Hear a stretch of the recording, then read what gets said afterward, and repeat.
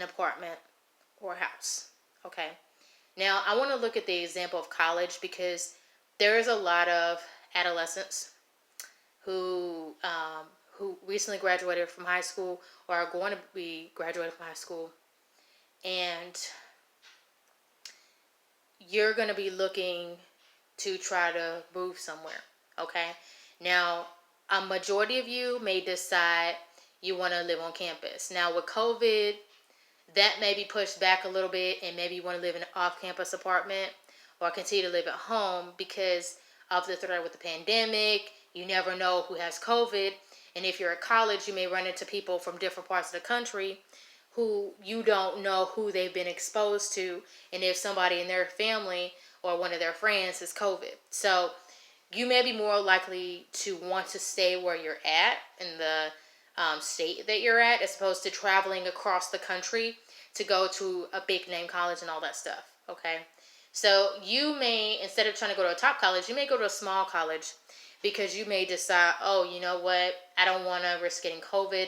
Let me go ahead and let me try to just stay close to home. And I think that's going to be something that's going to impact a lot of adolescents who are going to be graduating from high school and have already done that. And, with COVID and the pandemic, it's uncertainty. We don't know what the future holds. We don't know how long it's going to be around. But the good thing is that you just need to, be smart when you're planning what you're going to be doing. Okay. Now, like I was saying, there's a lot of you who are going to be looking for places to live. Okay. And it's not just adolescents. There's people of different age groups who look for apartments majorly because apartments, they're around in a lot of places. Okay. And in an apartment, you can have as many as like maybe 8 apartments in a building. And with all those apartments, that can house people. Okay. Now, with an apartment, I want you guys, before you decide to settle in an apartment, do your research first before you get that apartment. I would suggest, if you don't want to talk to people, Google that apartment. Find out what the reviews say. Okay? You're not looking for a really perfect review. You're not really looking for a really bad review. But you can consider the bad reviews. So I suggest look at the bad reviews and then look at the medium reviews where people may have been happy, but they had maybe one issue or whatever. The bad reviews, it's up to you what you want to take from it. Looking at the bad reviews, for me, when I look at an apartment, can tell me maybe one person had an experience. Okay. Now, if more than one person has the same experience with that apartment, that to me means that it's more truthful that something happened if more than one person is talking about it. Okay.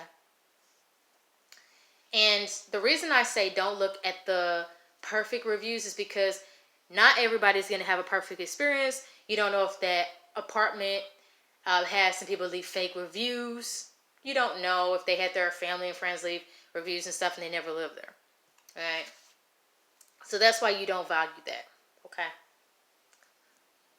If you want to get to know the apartment better, I suggest, if it wasn't COVID, go and talk to a couple of people that live in that apartment. Ask them, what is it like? What's the landlord like? How long have they lived there? And asking people how long they lived there really is going to tell you a lot about the place, because if somebody says they have lived there for let's say they lived there for over 10 years. They lived there for 10 years. Some people are going to say, oh, this person's just a squatter. They're just staying there for a long period of time. But if somebody's lived there for a long time, this person could be somebody who they can be, the contact with the landlord or something like that, maybe, and that's why they've been living there, relative maybe of the landlord or apartment company or whatever. But I'd say you don't want to talk to somebody who's been there for like 10 years. Okay? Talk to somebody who's been there. I'd say talk to somebody who's been there at least like maybe a year or two. The reason why I tell you to talk to somebody who's been there for a year or two is because that person can tell you what their experience was like moving in. If they're comfortable, they can tell you how much they pay for rent. I mean, their rent's probably going to be different a year later. But they can tell you the preliminary experience. The reason why I'm saying don't talk to people who've lived there for 10 years is because 10 years or more is because this person could maybe, they may not be such a good person. From my experience, the guy in our last apartment, he lived there for 14 years, and he was a creep, and along with some other people. And I don't want you to be subjected to danger if somebody's lived there that long and they can be a bully and all that. So I'm suggesting talk to somebody who's been there for a year, 2 years, 3 years, and if you feel comfortable, if you get a vibe like you don't want to talk to them, you don't have to. Okay. I say, ask around, the neighborhood. So if you see somebody at an apartment across the street, you can go and ask them and say, hey, do you know anything about that building?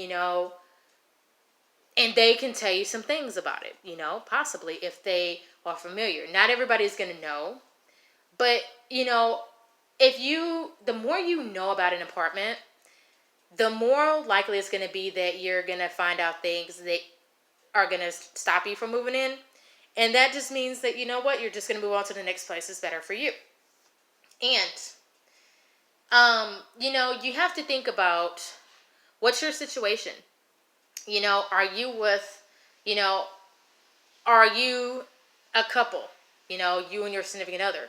Is it you, your significant other, and you have a child? Or you have 2 children, okay? Or you have 3 children. If it's, if you're a couple and you have 3 kids, it may not be the best idea to move into an apartment with 3 kids. Because, if there's an apartment, that might not be enough space for you and your kids. And that's when I suggest you get a house. And if you're a couple and you want to have, you don't want to deal with a bunch of noise, house is good for you. An apartment's a good starting point. Reviews are important. It's really important across the different apartment sites like Zillow, apartments.com, and there's some other ones too. But that's really important first. When you tour the apartment, that's also experience too. Who's in the hallway? Who's watching you? Are there people watching you, when you're in your apartment? Or do you notice somebody standing outside the door? Do you notice that people are being really quiet? I mean, sometimes you can be tricked into an apartment, like me and Elon, your hero. And you think it's just a quiet place and stuff, and you think, oh, it's all right. Well, sometimes you can get tricked. And that's why before you move into a place, you want to learn about it. Okay? With a house, the same thing. If you're going to move into a house, Google the house. Try to find reviews. Okay? If you can, you may look up and maybe the person who's moving out from the house that you're trying to get into, maybe they're still there. You can always try to talk to the neighbors if you feel comfortable to that house to try to find out what kind of neighborhood is it. Is this a place you should be at?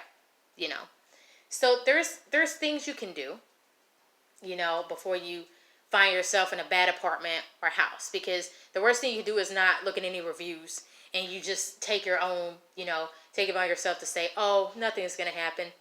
And then you find yourself in a bad situation and you have a neighbor above you stomping above your head, inching the floor constantly and preventing you from sleeping. And you only get 4 hours of sleep. I was that person, and when your hero is that person, I'm going to tell you, you don't want to do that. Reviews are important. Finding out information from neighbors is important. Even if it's not in an apartment building, you can always try to talk to people, from other apartment buildings and stuff. If you feel comfortable, talk to neighbors in that apartment and stuff. Now, a lot of people like to remain private and they don't want to run the risk of, they don't want to run the risk of, having people know that they're interested in moving in. But people won't know you're moving in. You don't have to say that. You can just say, a relative of yours is looking for a place, and, you're just trying to check out the place and stuff to kind of keep people from knowing, because they more likely than not may not remember you. A lot of people have jobs and stuff, so they more likely than not won't remember you. Now, there are some people who live for free, who are on Section 8, and they might remember you if they don't have a job and they're just hanging out and everything, of course. My recommendation is watch what's happening when you go and tour an apartment or house. Watch what's happening. I'll give you an example. Me and N1, your hero, we went to tour an apartment. And this is the apartment we ended up getting. And there are some people standing outside. We were sitting in the car waiting for the landlord. Landlord didn't come. And these people were sitting outside. Landlord came, people were still outside. Okay? If we would have paid attention to people standing outside, that, we could have probably chose another place, because what happened is that every morning I went to work, these people was outside every morning. And every evening when I came home. So, word of the wise, okay? Word to the wise, a word of the wise. Watch the situation. Is there somebody outside playing, loud rap music, and, blasting in their car? Are they doing that? Is there people out standing outside, checking you out unnecessarily? See any strange vehicles? See anybody from another apartment looking at you, across the street, Do you hear people fighting? Do you hear somebody getting beat? You want to pay attention to different things. Do you see somebody just chugging down a whole bunch of vodka, and then they come and stumble out the place and fall over and stuff and almost knock you over? Is that the place you want to be? Okay. Your own personal experience of going to an apartment is important. The more times you go, the better. But I suggest this. A good time to go into an apartment is going to be on the weekend, because you can see all the people who are going to be there. During the week, I say the same thing, So, sometimes apartments can be hit or miss. Reviews are good. I think me and N1, your hero, avoided one apartment because I found out how bad it was, how thin the walls were. And that made me say, you know what? Next place. Okay. So reviews can help you a bit. It can help you a lot. I'd ask around, I'd ask people family and friends that ask them what they know about the place, Another thing you can do is that you can go to a city hall or a police station. Go and find out, is there any open police cases on that apartment, that apartment building that you're going to be moving in? Are they going to be next to you if you get that apartment, So, and you guys know what I mean, apartment. So when I say it's somebody that's, performing crimes or experiencing domestic violence, are they in one apartment? Let's say you're in apartment 14, and let's say they're in apartment 16. Are you going to be hearing all that? Going to the police and finding out things about that place can be helpful, because it helps you make an informed decision. Talking to a realtor, that's in that area that can do research and find out if a place is right for you, that's a good thing, because a realtor works in the area. They can tell you, hey, move here, don't move here. So you can invest in a realtor who can help you. Maybe somebody is a realtor or something, and they can recommend you to another person that lives in a certain part of town that you want to move into, and they can try to help you move to the right place for you, so you won't find yourself being annoyed and ready to break the lease and move to the next place so you can get some sleep. Okay? And, me and N1, your hero, we've had it where we've stayed in hotels just to get away from the noise from our apartment neighbors. So I'm just doing this video just to make you guys aware and to help you guys, to let you know that reviews is good. You know, talking to a realtor is good. Maybe talking to the neighbors is good. You know, um, going to the local police department of that city you're going to be moving into to find out information about that apartment building. That's important. All this stuff together helps. Okay, asking family and friends, you know, who are familiar with the area, talk to them, see what they know. You know, if everything checks out and is good, you may find yourself in a good apartment. If everything doesn't check out, you can find yourself in, 50% good or 50% bad. That really depends. Okay, really depends. But even if you do everything right and check everything, you can still run the risk of being in an apartment that you don't want to be in. Okay, and if you're in an apartment like that, it's good to maybe, if you're kind of iffy about the place, it might be good to have a month-to-month lease, or have a 3-month or 6-month lease maybe. Month to month might be easier because you can get out easier.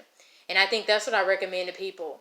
If you never lived out on your own or whatever, you may want to get a month-to-month lease. It's more expensive than 12-month lease, but at least you have the clearance to get out of an apartment if you don't want to be there.